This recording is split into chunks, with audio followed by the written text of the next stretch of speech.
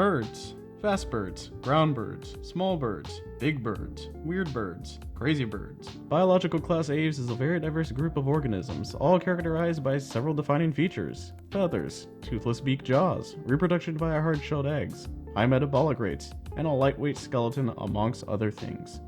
Despite their cultural presence and relevance to human culture, their evolutionary history was never truly analyzed until recently, and their relationship with other groups can start to get a bit chaotic early on. For example, there was a time in which there technically were 4 definitions of aves, with the end result being that aves is defined as the last common ancestor of all the current living birds and all of its descendants.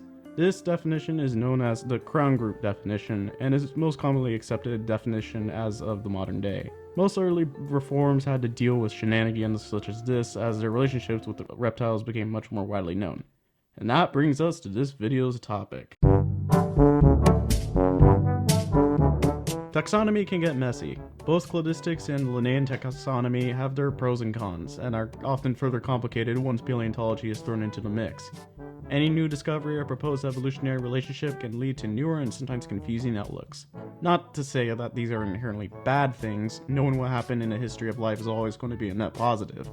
But it can lead to some unexpected relationships that, after years of public perception of these things being completely different, can kind of feel jarring, bewildering. There's a lot of different examples I could talk about or bring up, but avian evolution is perhaps the most fascinating because it sort of does have a defined answer, which may lead to further questions which we are still somewhat exploring. Before talking about if birds are reptiles, we should really ask another question rooted further in avian evolution, rather than arguing endlessly over taxonomic definitions. How would they be reptiles? Birds are often regarded as having evolved around the Jurassic period. If you expect me to say Archaeopteryx is the earliest bird, I have some bad news for you. Archaeopteryx itself isn't actually a bird, nor really was it ever, but an incredibly bird-like dinosaur with similar adaptations to modern birds. Think of it like a side branch to early avian evolution. Earlier birds appeared more like their dromaeosaurid ancestors, with tail feathers being similar, toothy jaws with absence of beaks, and an overall similar physiology. Also, flight was potentially something that was developed by basal dromaeosaurids first and later lost in larger forms later on, like how ostriches are birds that lost flight. Much better early bird representative would be Cryptovelans. I mean, assuming it's not just a junior synonym of Microraptor, which it might. Even then, Cryptovelans/Microraptor had a lot more bird-like features than the more dromaeosaurid-like Archaeopteryx. While Archaeopteryx isn't a direct ancestor, and it sort of becomes even less so as further studies are conducted, this overall body plan would have been similar, so it's more of a rough idea of what exactly these ancestors would look like. By the Cretaceous, birds would begin to adapt further into living life on the wing. This means weight compensation. So a lot of their adaptations are going to be reductions of anatomical elements so they can stay in the air for longer. Reductions of tail lengths and bone density and the like. Stuff like teeth and claws wouldn't really be lost until later on in the Cenozoic, and in the case of claws, that is sometimes still exhibited to some individuals, like baby oatsins. So from the Cretaceous onwards, these early birds would begin to diversify and share the skies with pterosaurs, which surprisingly didn't lead it to a decline as previously believed. Pterosaurs were just fine with sharing niches with early birds. Also, most early birds were more like seabirds outside of one group. Antinorthenese,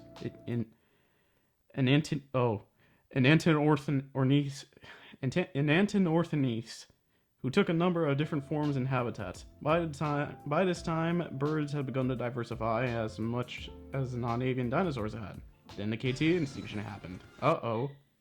The Enantiorniths and many primitive-toothed birds, which were still alive by the time the extinction happened, didn't make it into the new era. What was left were 2 groups, Paleonaphs and Neonaphs. Paleonaphs include radites like ostriches and cassowaries, while Neonaphs include really everything else, except for the Tiamus. That's a Paleonaph. I could go on and talk about the further diversification of birds, and I would love to talk about forest rackets given any chance, but I want to keep things overall relevant. With all this said, what is there to take from this? Well, avian traits began to develop around the Mesozoic, in a time frame from the late Jurassic to the early Cretaceous, right? This is the point where birds began to truly diverge from dinosaurs, yet they aren't completely disconnected. What I'm getting at is that aves, despite being considered a class of their own, like how mammals and reptiles are considered divergent enough from each other to be their own classes, are actually still members of the clade Dinosauria. Specifically, one of the major clades within it, Manireptora. Yes, birds are in the same clade as dromaeosaurs. But now this goes back to the original question. Are birds, by being dinosaurs, still considered reptiles? Yeah, they are. The link between birds and dinosaurs, and birds being placed within dinosaurs and closely related enough, means that if we were to use this definition of birds as a separate class, dinosaurs would no longer be considered reptiles. But dinosaurs are reptiles, right? Despite their vast diversification, they aren't distinct enough to really be considered that. This would also apply to many other groups like crocodilians, the only other extant archosaurs alive today. So what does this mean?